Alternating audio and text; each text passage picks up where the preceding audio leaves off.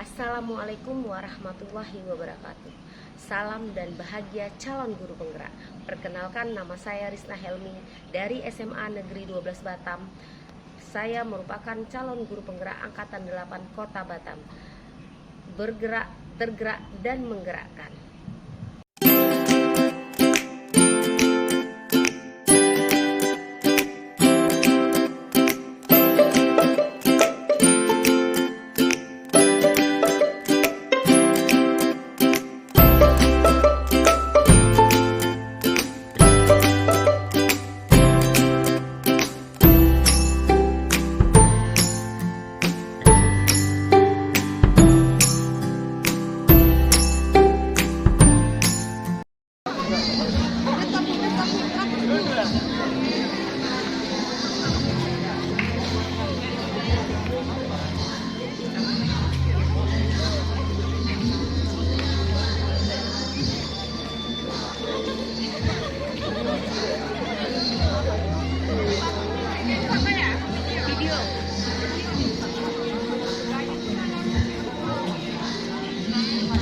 Sampai selesai ya. Sampai selesai. Sampai selesai bukan tangan ibu Seri.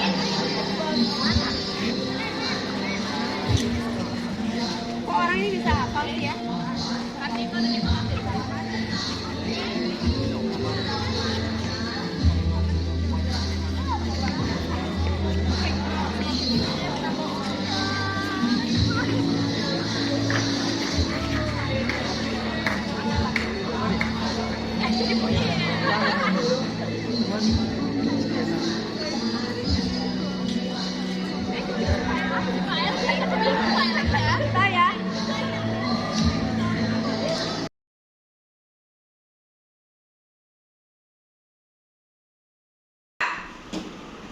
Saya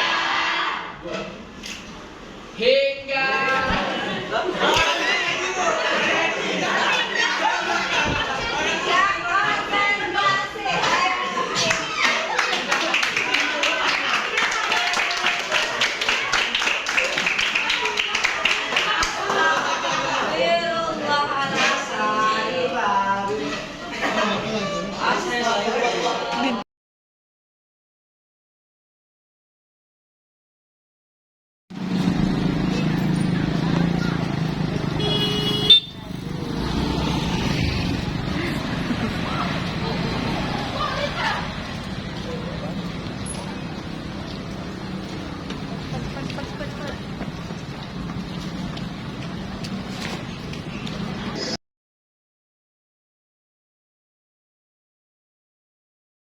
Saya, jadi saya nggak terima.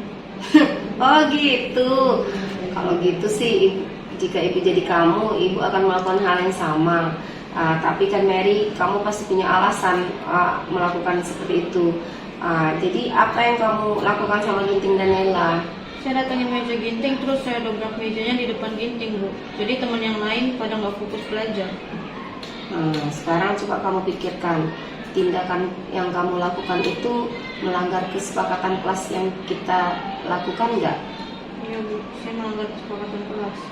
Terus menurut kamu pelanggaran apa yang telah kamu lakukan di kelas? Membuat keributan.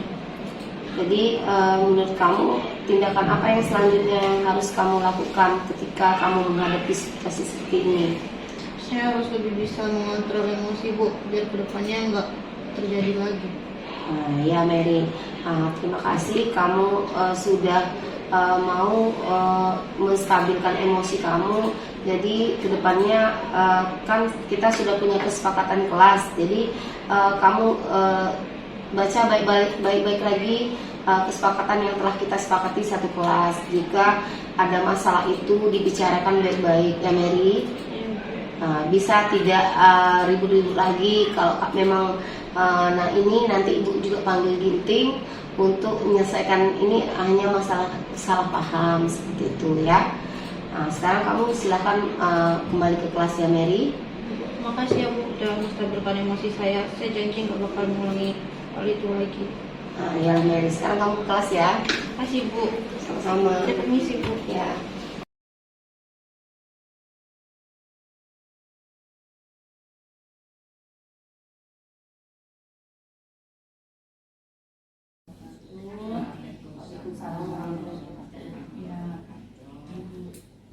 bukan dicintai dan sayangi serta teman-teman dari CGT yang Baiknya. luar biasa. Kan?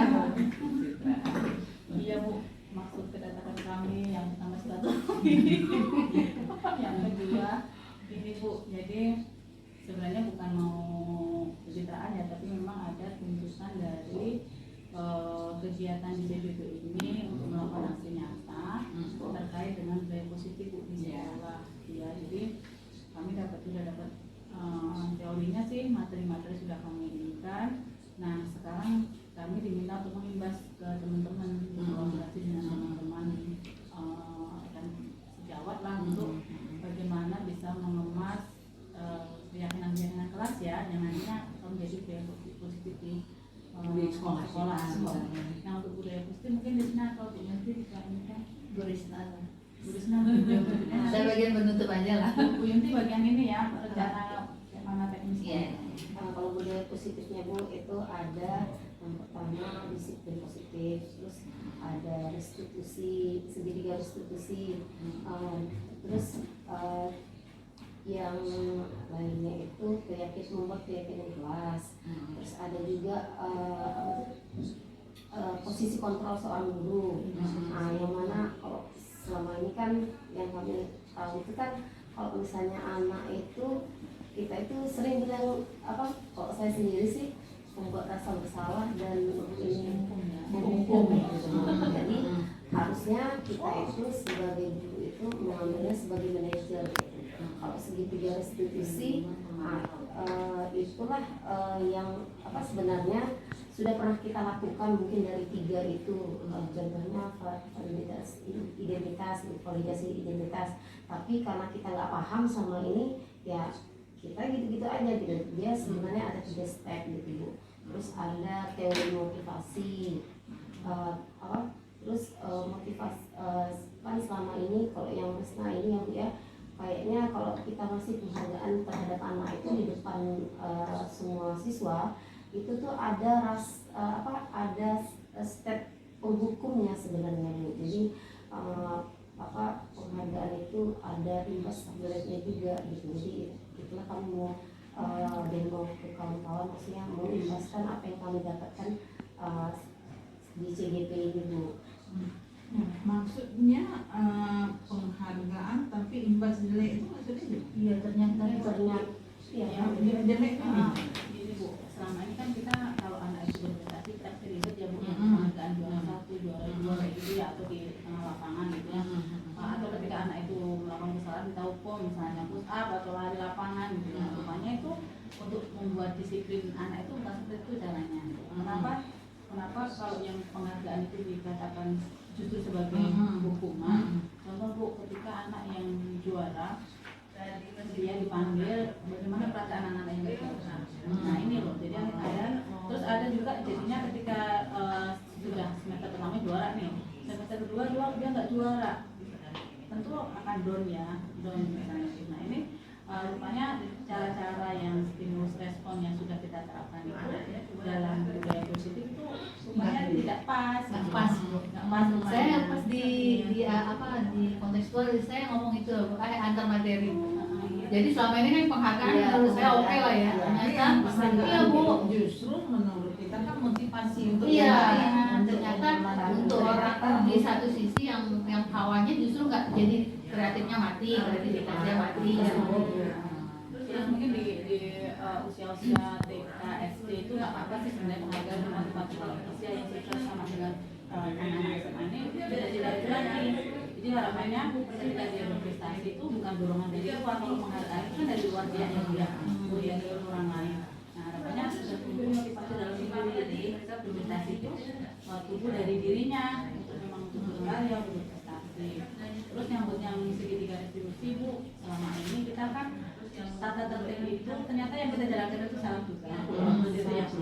Termasuk misalkan kalau dalam segitiga restitusi itu kan ada langkah-langkah yang harus kita jalankan sebagai guru maupun tiket layang. Anak kesalahan selama ini kan terlambat sudah poin, itu kan sebenarnya nggak boleh seperti itu. Atau ketika anak nggak ngerjain tugas misalnya sudahlah kamu sekarang berarti 3 kali tugas gitu ya. Makanya kalau dalam segitiga restitusi ini ketika anak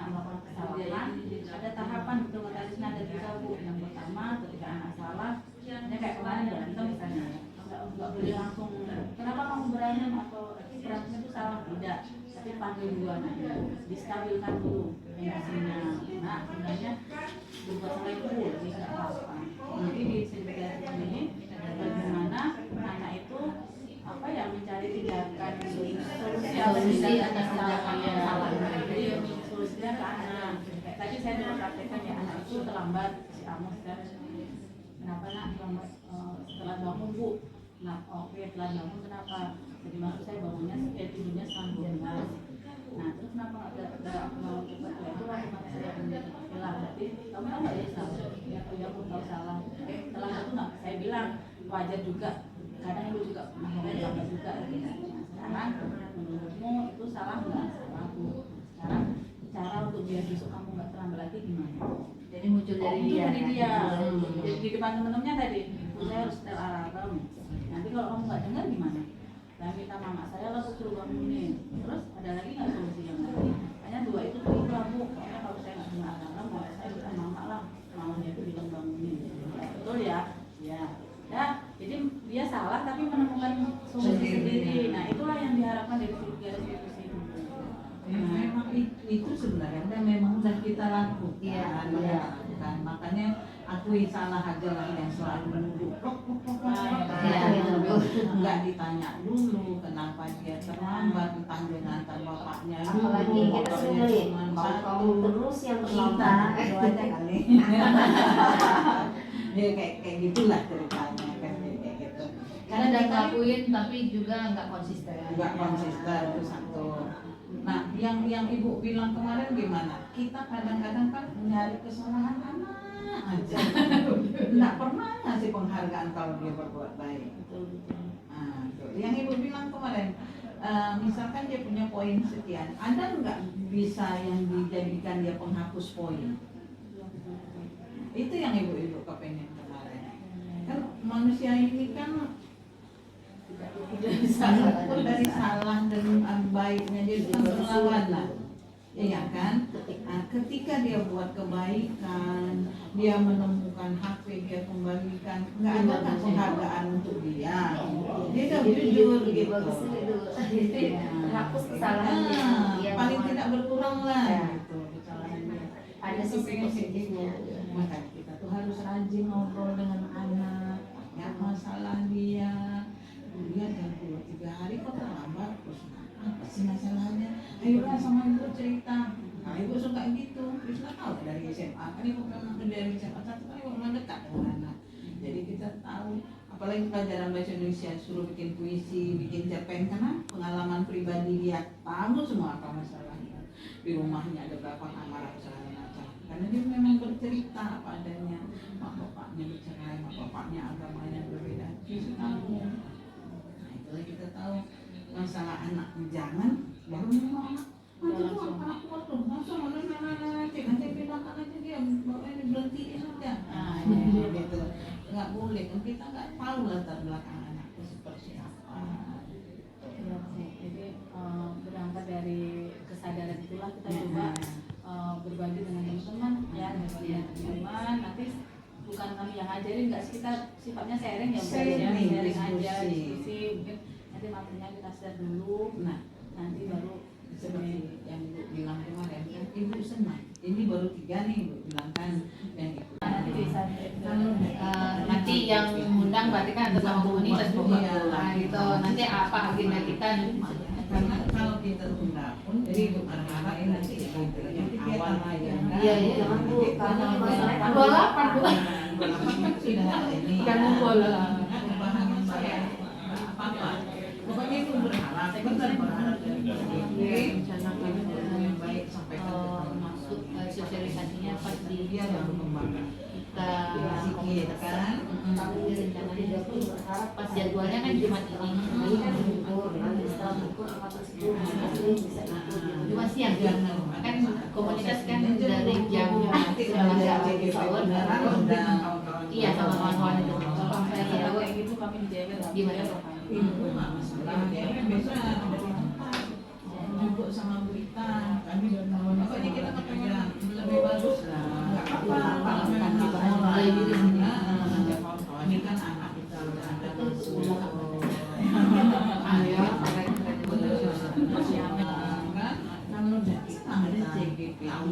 nggak berubah juga pola kita, masih seperti lubuk dua ini, cuma orang nggak tahu ada anak. Jadi berharap dari TG. Kalau di sana masih di mana? iya betul.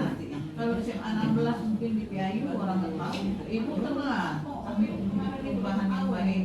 Bu Ita bilang sekolahkan sekolah teknisnya di sana Iya, bisa aja pikiran. Lagi kami. Sosialisasinya pas di jam dengan tadi. Nah, Ya lah Bu, pokoknya alhamdulillah terima kasih atas jadwalnya kan Jumat ini. Jumat siang kan komunitas kan dari jam setelah sholat zuhur sampai Oh, jam dengan kawan-kawan. iya sama kawan-kawan itu Sebenarnya mau gimana kan? Ibu nggak masalah, tapi besok itu ada di TV nggak apa-apa. Itu sosial kita, kami berkomunitas yang ada. sengaja itu mau kelas Nggak apa-apa kalau memang bisa nggak ini kan ngajak kawan-kawan. S jalan atau di jalan belakang sampai salah satunya apa Ibu nah kita ada TGB 3 nggak berubah juga. pertama itu teori motivasi perilaku manusia. Di sini teori motivasi perilaku manusia yang pertama itu ada untuk menghindari ketidaknyamanan atau hukuman. Apa yang akan terjadi apabila saya tidak melakukannya seperti itu. Terus ini adalah motivasi eksternal. Sedangkan yang kedua untuk mendapatkan imbalan dari orang lain atau berupa penghargaan, apa yang akan saya dapatkan? Nah, ini juga masih termasuk motivasi eksternal. Terus yang ketiga untuk menghargai diri sendiri, saya akan menjadi orang seperti apakah apabila melakukannya? Ini motivasi internal, berarti tujuan disiplin positif maksudnya dari diri sendiri seperti itu. Lanjut Bu Yun.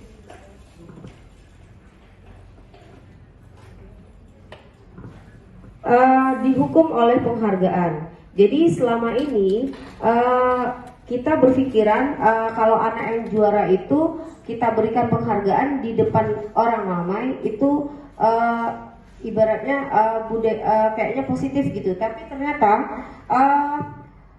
penghargaan itu bisa membawa dampak negatif, yaitu secara tidak sengaja dihukum oleh penghargaan. Itu maksudnya nanti itu akan membawa pengaruh jangka pendek dan jangka panjang. Terus maksudnya itu juga artinya ketika anak itu juara, kan di awalnya mungkin dia merasa bangga gitu kan terhadap dirinya sendiri tentang apa yang dia telah capai. Tetapi mungkin semester 2 dia mengalami penurunan. Itu secara tidak langsung penghargaan yang tadinya dia dapatkan itu jadi semacam hukuman buat dia seperti itu. Jadi penghargaan itu juga mengurangi ketepatan dan tidak efektif serta merusak hubungan. Contohnya ya seperti anak itu biasanya juara 1 di kelas, tiba-tiba semester 2 dia tidak juara lagi, otomatis dia merasa sedikit jengkel mungkin sama wali kelasnya. Mungkin wali kelas saya memilih-milih karena nggak suka si perilaku saya, menurunkan ranking saya jadi juara 2 seperti itu. Jadi akhirnya hubungan antara anak itu dengan wali kelasnya juga sedikit merenggang seperti itu. Jadi dihukum oleh penghargaan itu yang tentunya tadi menurunkan kualitas, terus mematikan kreativitas serta mengurangi motivasi intrinsik. Jadi motivasi dari dirinya sendiri. Lanjut Bu Yun. Lanjut aja.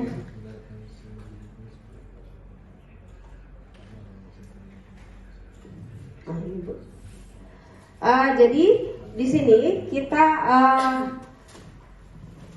ibaratnya sharing, kita selalu ibaratnya kadang-kadang kita salah persepsi gitu kan antara perbedaan hukuman dan konsekuensi.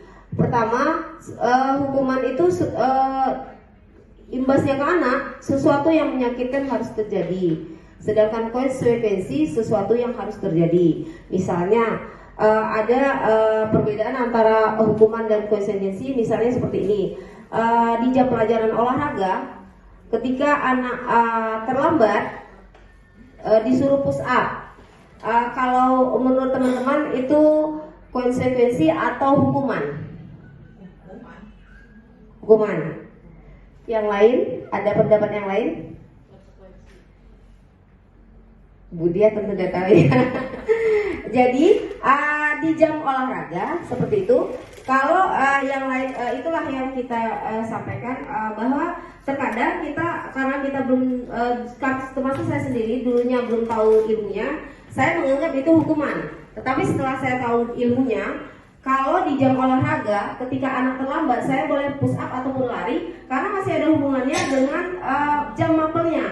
Tapi ketika saya guru matematika, anak terlambat, saya suruh lari di lapangan, itu nggak ada hubungannya. Itu berarti hukuman, bukan konsekuensi.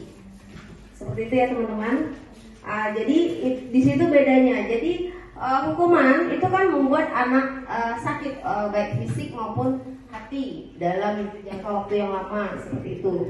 Sedangkan konsekuensi membuat anak merasa tidak nyaman dalam jangka waktu pendek.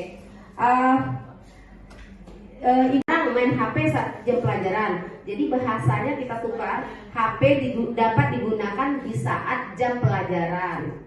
Gitu seperti itu. Terus kalau hukuman itu berarti yang membuat kita sendiri sebagai guru. Jadi satu pihak, sedangkan konsekuensi kita ibaratnya semua orang setuju dengan kesepakatan itu seperti itu. Jadi kalau hukuman marah, rasa bersalah, dipermalukan sehingga merasa tidak dihargai, sedangkan konsekuensi kehilangan hak, dibuat tidak nyaman, diasingkan untuk sementara waktu. Jadi otomatis anak itu dia merasa oh ini udah kesepakatan kelas kita, jadi dia untuk tidak melanggar berarti dia harus tidak mengulangi lagi yang dia lakukan, misalnya terlambat seperti itu. Terus lanjut restitusi. Restitusi itu adalah proses menciptakan kondisi yang baik bagi murid untuk memperbaiki kesalahannya sehingga mereka bisa kembali pada kelompok mereka dengan karakter yang lebih kuat. Di sini melakukan kesalahan kayak bisa terlambat gitu. Kita ada bertanya sama anak, nak kenapa kamu terlambat, alasannya apa? Terkadang kita sebagai guru juga ada posisi yang kita di mana kita langsung bilang kamu lagi yang terlambat seperti itu. Jadi atau kita bilang ini secara tidak sengaja, nak kita memang sebagai manusia tidak sempurna ya. Jadi bagaimana supaya kamu tidak terlambat lagi? Mungkin seperti itu. Ada yang teman-teman lakukan. Itu sudah termasuk restitusi seperti itu. Lanjut Bu Yun.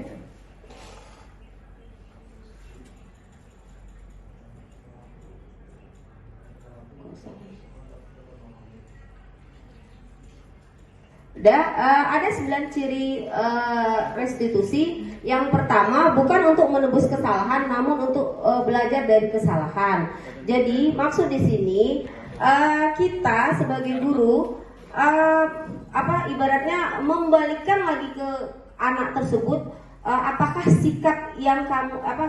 sikap terlambat kamu itu sudah benarnya, apakah sudah sesuai dengan keyakinan kelas kita atau kesepakatan kelas kita bahwa masuk dan keluar di jam pelajaran itu harus tepat waktu seperti itu. Jadi kita tanyakan kembali, kita balikan kembali ke anak itu, maksudnya biar anak itu ngerasa oh iya saya berarti sudah melanggar kesepakatan kelas seperti itu. Terus restitusi itu juga bisa memperbaiki hubungan antara guru dan murid seperti itu, atau hubungan antara teman dan teman. Terus ada tawaran bukan paksaan, berarti kita menawarkan balik. Seperti dia terlambat, berarti dia kan ada alasannya kenapa dia terlambat. Misalnya Bu, saya nggak punya motor, berarti kita mungkin kita sebagai guru, jujur saya juga pernah seperti itu menawarkan. Contohnya mantan anak saya Rafa sering terlambat, dia sering terlambat karena tidak ada motor katanya. Jadi saya menawarkan solusi. Ada temannya, Bu, saya ada nggak kalian di antara kalian yang perginya sendiri terus mau nebengin si Rafa ini? Boleh Bu, katanya. Ya otomatis saya sendiri bilang, Rafa boleh kamu nebeng sama Rafa, tapi dengan catatan kalau dia udah jemput kamu nggak boleh baru siap mandi atau segala macam. Itu kan merugikan temanmu, nanti jadi akhirnya terlambat dua-duanya. Seperti itu ya. Jadi restitusi juga menuntun untuk melihat hak ke dalam diri gitu. Terus mencari kebutuhan dasar yang mendasari tindakan. Terus restitusi diri ini adalah cara yang paling baik. Terus fokus pada karakter bukan tindakan. Juga fokus pada solusi. Jadi kita anak terlambat solusinya apa? Ya kita tanyakan sama dia dan kalau dia belum bisa kita yang menawarkan seperti itu. Terus mengembalikan murid yang berbuat salah pada kelompoknya.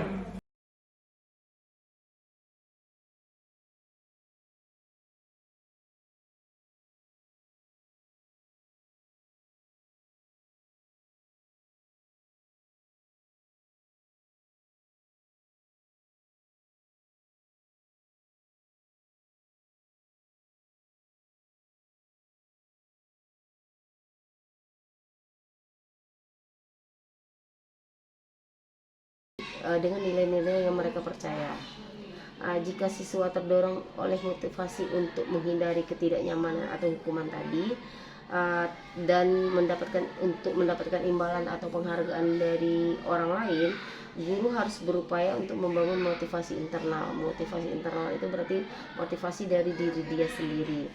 Agar siswa menjadi diri mereka sendiri yang mereka inginkan dengan menghargai diri sendiri sesuai nilai-nilai yang mereka percaya.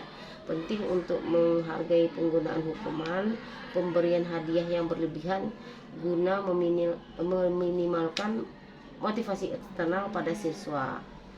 Jadi selama ini kita sebagai guru kita itu juga sebagai penghukum gitu seperti itu, dan kita juga sering memberikan penghargaan kepada siswa.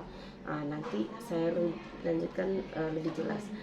Di sini saya lanjutkan dengan posisi kontrol seorang guru. Di sini ada 5 posisi kontrol sebagai seorang guru: penghukum, pembuat merasa bersalah, manajer, teman atau pemantau. Sekarang saya tanya sama Bu Okta, kalau saya pribadi saya lebih ke penghukum dan pembuat rasa bersalah. Seperti kalau penghukum itu kita kalau anak berbuat salah saya langsung hukum, ayo lari lapangan 5 kali. Terus kalau pembuat merasa bersalah tuh, ayo Lana dikerjai, janganlah ribut, atau ayo Lana kerjain, nanti saya dimarahin wakil kurikulum gitu. Kalau Bu Okta sendiri bagaimana? Kayaknya saya juga lebih ke penghukum. Terus kalau membuat merasa bersalah bukan ayo Lana ini nggak juga sih, cuman kayak Mungkin kata-katanya mungkin lebih ya setidaknya anak tuh merasa bersalah. kayak gitu. Kalau merasa teman mungkin juga ada ya, kita Ada menganggap yang teman, sering cuma teman ini saya sedikit ini ya Bu Okta, karena kalau sebagai posisi teman itu kadang-kadang anak sering menyalahgunakan, benar kan? Benar. Kalau pemantau dan manajer itu saya belum pernah melakukannya. Belum juga sih, baru ini juga. Jadi di antara kelima posisi kontrol tersebut, sebaiknya kita menggunakan posisi kontrol sebagai seorang manajer, di mana kalau manajer itu seorang guru harus melakukan kerjasama dengan siswanya. Kalau pemantau kan berarti kita hanya melihat tanpa memberikan solusi gitu. Berarti kita saling kerja sama, Iya, sama kolaborasi iya. sama mereka. Jadi guru melakukan kerjasama dengan siswa, memberikan mereka tanggung jawab atas perilaku yang mereka buat dan mendukung dalam menemukan solusi atas masalah yang mereka hadapi. Posisi manajer itu mengacu pada restitusi, nanti saya jelaskan, yang memungkinkan siswa menjadi manajer bagi diri dia sendiri dan menciptakan identitas positif serta keberhasilan dalam diri mereka. Di sini kita tentunya kita belum pernah membuat keyakinan kelas. Ini juga bagi saya sebelum saya mengikuti CGP ini juga baru gitu. Yang ada saya membuat aturan kelas seperti itu. Jadi pembentukan kelas di kelas atau di sekolah ini berperan, guru berperan mewujudkan keyakinan bersama di sekolah ataupun di kelas melalui kesepakatan antara guru dan siswa. Keyakinan tersebut dapat berupa pernyataan universal yang mudah diingat dan mudah dipahami dan harus diterapkan di dalam lingkungan sekolah. Satu lagi, keyakinan sekolah atau kelas itu tidak boleh mengandung kata negatif, atau misalnya dilarang membawa HP seperti itu. Jadi kata-katanya itu misalnya HP dapat digunakan ketika di luar jam pelajaran. Nah, seperti itu. Dilarang buang sampah atau dilarang ribut. Nah, kata-katanya kita ubah menjadi kata-kata positif seperti itu. Nah, ini ada segitiga restitusi. Mungkin kita sebagai guru kita sudah pernah melakukan salah satunya. Jadi ada 3 langkah yang harus kita lakukan untuk segitiga restitusi. Yang pertama, validasi tindakan yang salah. Yang kedua, menanyakan keyakinan. Saya ralat. Yang kedua, menstabilkan identitas. Yang ketiga, menanyakan keyakinan. Validasi tindakan yang salah itu maksudnya seperti ini. Misalnya ada anak yang terlambat, kita nanya, nak, kenapa kamu terlambat? Jadi dia jawab kan. Jadi dia kayak menginiin, iya bu, saya terlambat. Jadi jadi dia pasti kamu punya alasan kenapa terlambat. Sedangkan menstabilkan identitas itu kan pertamanya kita menstabilkan identitas. Menstabilkan identitas tuh, oh ya kamu terlambat hari ini nak. Sebagai manusia kita mungkin tidak sempurna. Jadi kita menstabilkan dulu emosinya anak itu. Jadi pas ketika dia udah stabil, kita bilang, ya hari ini kamu terlambat. Kita ulang lagi, ya hari ini kamu terlambat. Pasti kamu sebagai individu, sebagai diri kamu sendiri, pasti kamu tahu alasannya kenapa kamu terlambat. Kita kasih dia sesi diskusi. Jadi dia jawab, iya bu, hari ini saya terlambat karena saya semalam tidurnya lama, jam 1 misalnya seperti itu. Jadi kita tanyakan kembali, kalau kamu tidur jam 1, otomatis kan kamu bangunnya telat gitu kan. Jadi kita nanyakan, kita kan sebelum segitiga restitusi ini kan kita buat keyakinan kelas dulu di kelas. Jadi kan ada kata-kata masuk kelas dan keluar kelas tepat waktu, seperti itu. Kita tanya, apakah sikap kamu sekarang sudah sesuai dengan kesepakatan kelas kita? Ketika dia jawab tidak, jadi kita balikkan lagi ke dia biar dia mikir. Jadi maksudnya di sini kita bilang gini, kalau tidak sesuai dengan kesepakatan kelas kita, jadi tindakan yang kamu buat itu benar atau salah? Salah bu. Terus apa yang harus kamu lakukan untuk tidak melakukan melanggar kesepakatan kelas kita? Otomatis ya saya harus menemukan solusi. Berarti solusinya saya tidak tidur larut malam agar saya bisa bangun pagi, seperti itu. Kayak gitu. Jadi mungkin dari 3 tindakan ini Bu Okta sudah pernah melakukan restitusi, cuma tidak lengkap seperti itu. Pernah kan? Apalagi yang pernah kita iniin, anak Bu Okta pernah bertiga ya, diam-diam puja waktu itu ya kan. Jadi mungkin Bu Okta pasti menanyakan, kenapa puja tiba-tiba seperti ini sama temennya, seperti itu kan. Jadi itulah karena kita selama ini nggak tahu apa itu restitusi. Sekarang saya ibaratnya memberikan pemahaman kepada Bu Okta karena saya sudah dapat ilmunya gitu. Jadi tujuannya adalah menciptakan siswa yang mandiri dan bertanggung jawab. Jadi dia artinya ketika dia punya masalah, bukan kita yang menemukan solusi, tapi anak itu yang kita suruh mikir sendiri.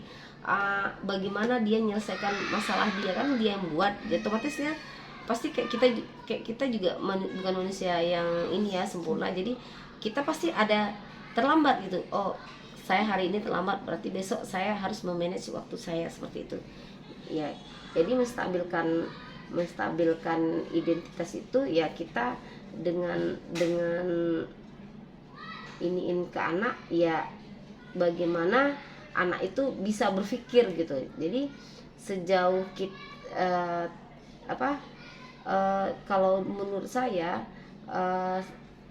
setelah kita kan otomatis kan saya sudah memberikan sama Bu Okta tentang disiplin positif, teori kontrol. Berarti kita selama ini sebagai guru banyak hilafnya ya Bu Okta, termasuk saya sendiri. Jadi dan di sini juga saya mau menjelaskan, ternyata ketika kita memberikan hukuman kepada anak, bedanya dengan penghargaan. kalau hukuman itu anak itu akan terpatri di diri dia. Jadi seolah-olah nanti suatu saat dia itu akan terus ada membekas di hati dia sama kita gitu. Seperti saya contohnya, terkadang kalau anak itu nggak bisa matematika atau nggak bisa bikin PR, saya suruh lari lapangan gitu. Jadi ketika kemarin itu saya pernah ketemu sama alumni, jadi kalau ketika ketemu saya, oh ibu yang kalau kami nggak bikin PR suka suruh lari lapangan gitu. Jadi setelah saya mempelajari modul tentang budaya positif, artinya saya sadar kalau selama ini yang saya berikan ke anak itu salah gitu. Jadi selama ini hukuman ini membekas di hati anak itu, yang ingatnya, oh Bu Risna suka ngasih kalau nggak bikin tugas suka suruh lari atau push up atau itu squat jump gitu. Padahal kalau dalam ininya nggak ada hubungannya dengan pelajaran saya gitu. Kalau mungkin di pelajaran olahraga kok disuruh ini bisa nyambung gitu, tapi kalau di pelajaran saya sendiri nggak nyambung, atau di pelajaran Bu Okta kalau kita suruh anak ini. Tapi sekarang saya setelah saya mempelajari ini, saya memberikan konsekuensinya. Kalau anak itu melanggar, terlambat masuk kelas, saya suruh hafal perkalian 1 sampai 10, berarti nyambung kan Bu Okta? Seperti itu. Jadi terus tadi yang saya bilang penghargaan, jadi saya juga merasa ternyata penghargaan itu dapat memiliki dampak negatif bagi siswa. Kenapa saya bilang memiliki dampak negatif bagi siswa? Contohnya ketika siswa itu kayak Adani sama Kevin ya, waktu itu mereka ceng-cengan aja kan juaranya. Jadi ketika mereka tidak dapat juara lagi, maksudnya tidak menempati juara yang mereka inginkan, itu secara tidak langsung mereka itu merasa kita yang ngerubah nilai mereka. Jadi merusak hubungan antara kita dan anak itu, atau anak itu dengan kawannya. Kamu ini ngambil ranking saya gitu. Secara tidak langsung penghargaan itu bisa merusak hubungan, terus mengurangi ketepatan. Berarti dia kan dengan penghargaan dia hanya karena ada maunya gitu, makanya dia ini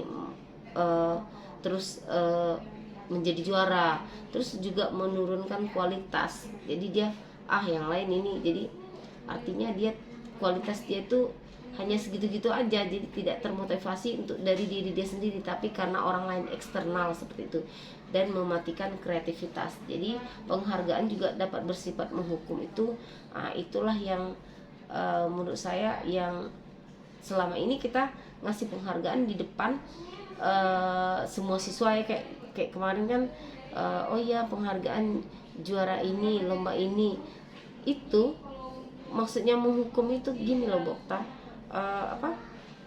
secara tidak langsung siswa yang tidak berprestasi, menurut Bu Okta dalam pemikiran dia kan, Bu Okta juga pernah jadi siswa, ini orang berprestasi, saya tidak gitu. Menghukumnya itu siswa yang tidak berprestasi itu merasa makin minder, benar nggak? Mungkin sebagian anak iya, tapi ya, ada yang juga termotivasi. Nah ya itulah jadinya dampaknya itu ada dua gitu, dari segi positifnya, dari segi negatifnya. Tapi ibaratnya yang anak, kita lihat dari sisi anak yang menganggap itu negatif gitu kan. Jadi mereka itu menganggap guru ini hanya melulukan anak yang berprestasi, sementara mereka tidak berprestasi. Mungkin kita belum bisa menggali potensi mereka. Contohnya ada dulu anak yang memang tidak, saya pernah ngajar anak yang tidak bisa matematika, tetapi setelah dia tamat dari SMA, dia kuliah, awalnya itu dia belum ada motivasi, pas dia kuliah lah ada motivasinya. Ternyata padahal dia tidak juara 10 besar ya Bu Okta. Terus ada anak yang juara, dari segi ekonomi dia mampu, dari segi sosial dia mampu, dari segi otak juga dia mampu. Tetapi anak yang juara 1 ini dengan anak yang tadi saya ceritakan tidak mampu otaknya, tetapi kemampuan orang tua ekonomi dia lumayan lah orang tuanya. Ternyata lebih bersinar anak yang yang tadi itu ketimbang anak yang juara 1, yang selama ini juara 1 gitu. Dia diterima di BPN, terus dia juga udah S2, udah bisa nulis gitu. Terus dulunya dia ngomong gagap-gagap saya Bu, ketika dia udah di lapangan gitu, ternyata anak ini malah lebih sukses daripada anak yang juara 1 gitu. Jadi ternyata dalam gambaran saya pribadi, saya 14 tahun mengajar, berarti kita nggak, selama ini saya salah, saya mengulu-ulukan anak yang, maksudnya ini anak ini juara, anak ini, jadi kita apa-apa kasih kesempatan sama dia ikut secara tidak langsung, pasti Bokta seperti itu memilih. Ada seminar, pilih 5 anak, pasti anak-anak yang pintar aja kan. Kalau saya pribadi tidak juga sih. Tidak juga. Masih ada dipilih anak, tergantung seminar apa nih yang cocok, anak ini yang bisa ikut, itu yang Itulah, kalau saya pribadi karena saya nggak mau repot, saya pilih anak-anak yang 10 besar aja gitu. Tapi kalau coba kita milih anak yang mungkin yang kayak 5 besar dari bawah gitu, pasti ibaratnya ternyata saya dihargai sama guru saya, terus ternyata saya bermanfaat gitu. Terus apalagi mereka ada nanti, itulah yang akan saya lakukan di kelas ketika nanti udah ada hasil anak itu. Terus ada seminar-seminar yang akan saya utus anak-anak yang ranking di bawah, karena kenapa? Menurut saya itu akan memberikan motivasi mereka kalau mereka itu agak dihargai gitu, seperti itu kalau menurut saya. Kalau menurut Bokta sendiri bagaimana? bukan penghargaan ya. Ya, Mungkin sekali-sekali boleh gitu dilakuin, ya.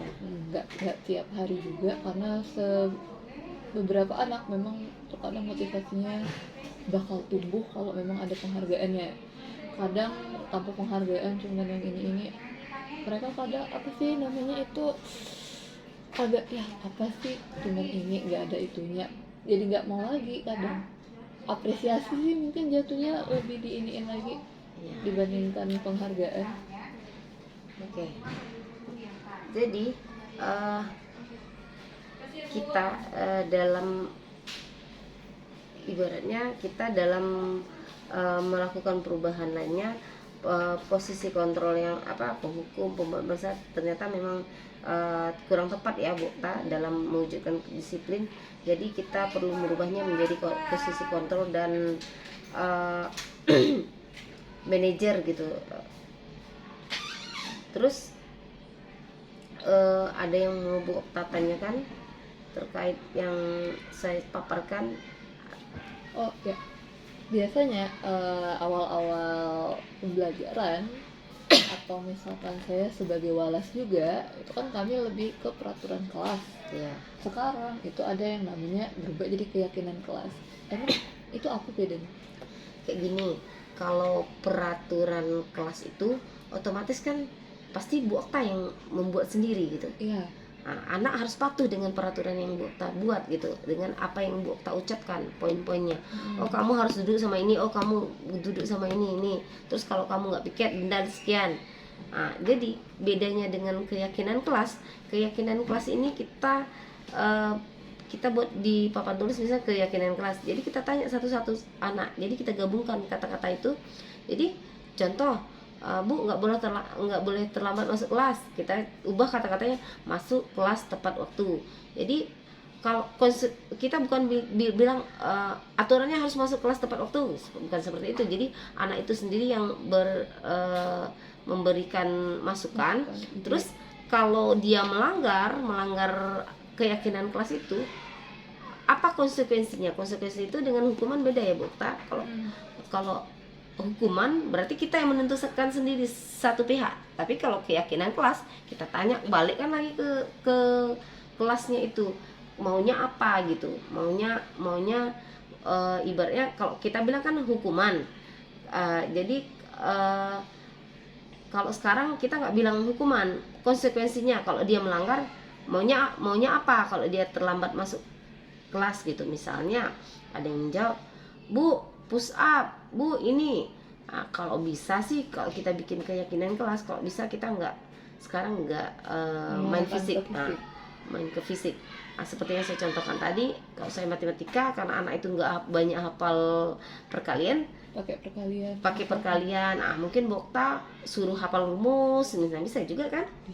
Nah, seperti itu. Jadi mereka sendiri yang mengeluarkan ide apa yang mereka buat gitu, bukan kita. Kita hanya sebagai posisi manajer gitu, kita memanage mereka untuk menampung.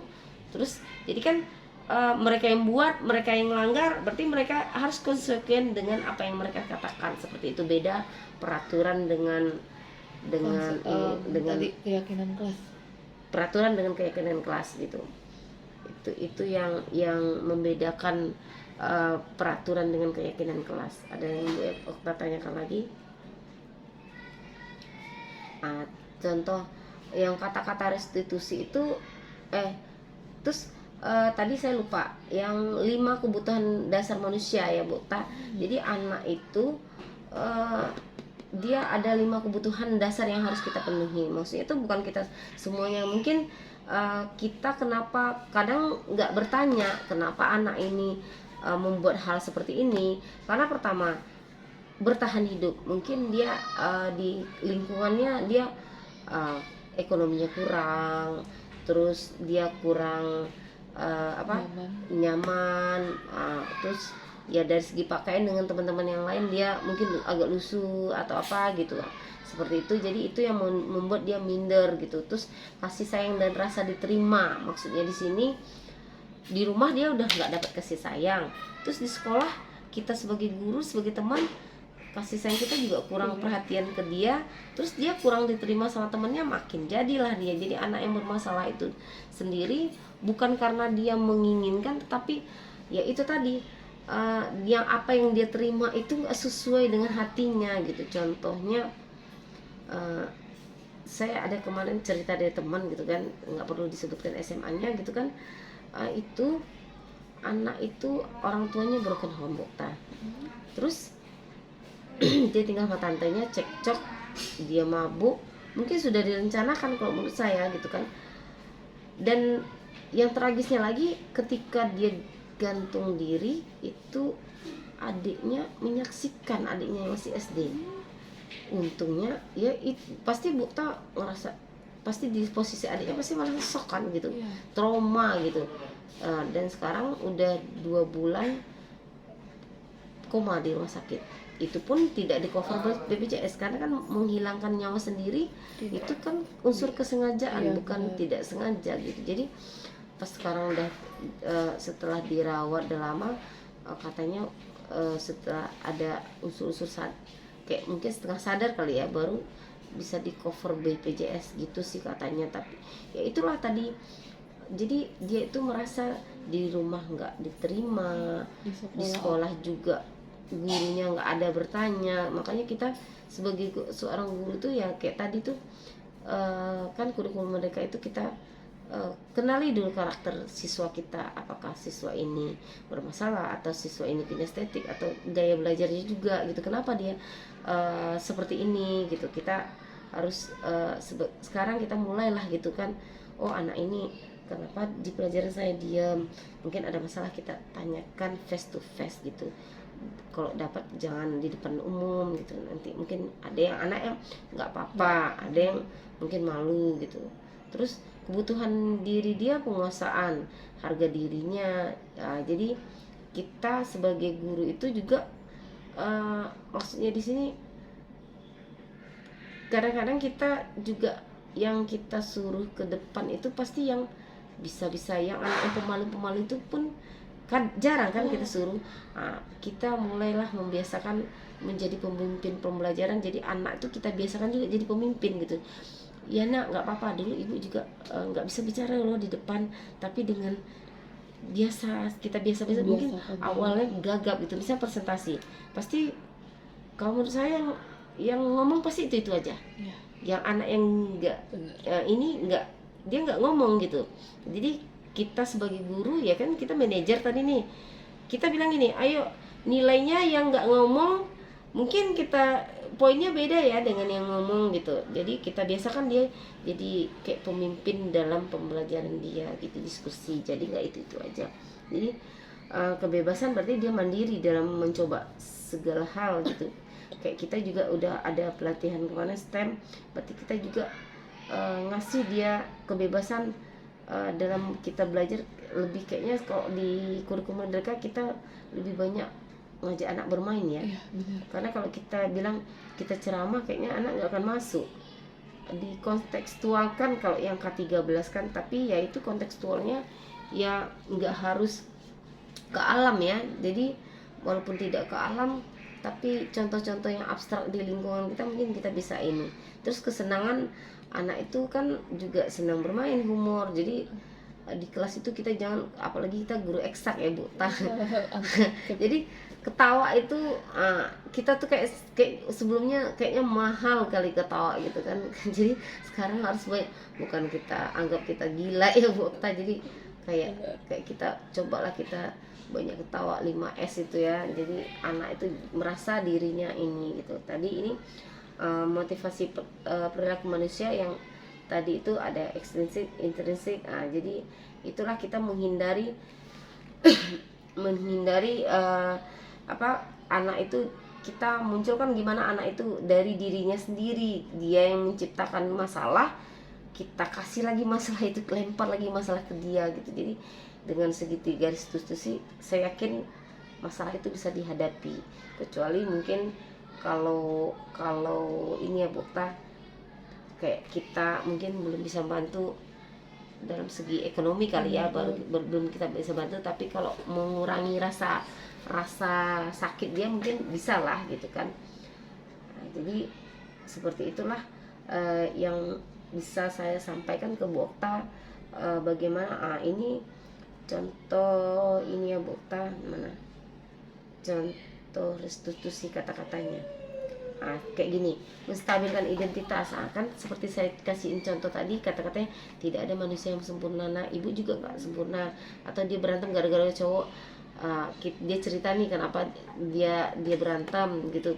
Terus oh gitu, kalau ibu di posisi kamu juga pasti ibu marah kalau dia menduakan kamu gitu. Seperti itu kan, berarti kan dia, oh berarti ibu nih care sama saya, masuk ke saya gitu. Terus kalau dia berantem dua kayak kemarin anak Bukta, kita bilang sama dia, ibu tidak mau mencari siapa yang salah. Nah itu udah termasuk menstabilkan identitas berarti. Tapi ibu cari solusi. Sebenarnya secara tidak langsung kita pasti pernah melakukan seperti itu. Ibu tidak mau mencari siapa yang salah, tapi ibu mau cari solusi. Sekarang satu-satu ngomong apa sih, seperti itu kan? Iya. Makanya ini artinya ini kita sudah melakukan restitusi yang pertama gitu. Kalau validasi tindakan, kita nanyakan alasannya kenapa dia seperti itu gitu. Kalau ibu tak boleh tahu kenapa kamu seperti itu, numbuh dia gitu, pasti anak itu punya alasan. Dan anak yang ditumbuh itu juga pasti punya alasan juga kenapa bisa terjadi gitu. Terus menanyakan keyakinan kelas, berarti kita juga karena kita sudah buat keyakinan kelas, pasti kita tanya kira-kira melanggar nggak kesepakatan kelas, yang keyakinan kelas yang sudah kita buat, seperti itu. Itu aja dari saya. Apa ada yang mau ditanyakan? Nggak tanya, cuman yang kayak segitiga restitusi itu tadi ya, berarti kita stabilkan dulu baru ke validasinya baru ya. ke validasi, baru kita tanyakan kenapa dia melakukan itu. Setelah itu baru kita kaitkan dengan keyakinan kelas kita. Beda ya keyakinan kelas dengan keyakinan itu dalam mapel mata pelajaran. Setiap guru kan beda-beda tuh ininya, harus pakai buku ini. Yang kelas kita kan sebagai kelas, keyakinan kelas beda lagi ya, seperti itu Dokter. Apa diseminasi yang saya sampaikan cukup jelas Dokter? Udah sih, udah hampir terangkum semua juga. Banyak juga yang dapat yang baru, yang awalnya kita kayak gini, oh ternyata ini jadi diluruskan lagi. Oke lah Bukta, kalau tidak ada yang ditanyakan lagi, saya ucapkan terima kasih atas diskusi singkatnya. Oh, saya juga terima kasih.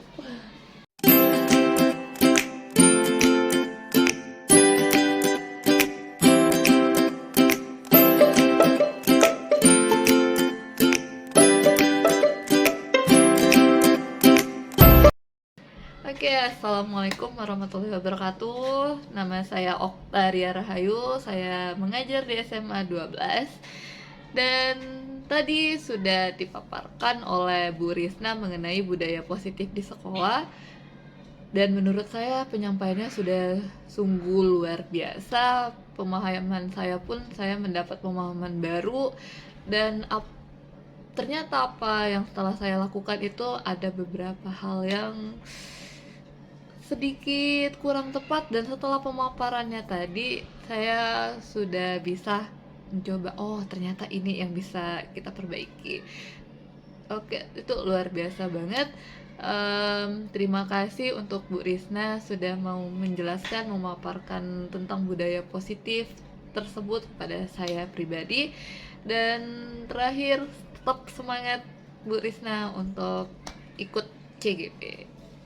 Perkenalkan, nama saya Mary Octavia dari kelas 12 IPA 2. Pertama-tama saya meminta maaf kepada teman sekelas sekalian karena telah membuat keributan, dan juga saya berterima kasih kepada Bu Risna karena Bu Risna telah mengajak saya berdiskusi. Saya sangat senang sekali, saya jadi lebih bisa mengontrol emosi saya, dan semoga kedepannya teman-teman lebih bijak lagi dalam menyelesaikan masalah dan tidak melakukan hal yang sama seperti yang saya lakukan.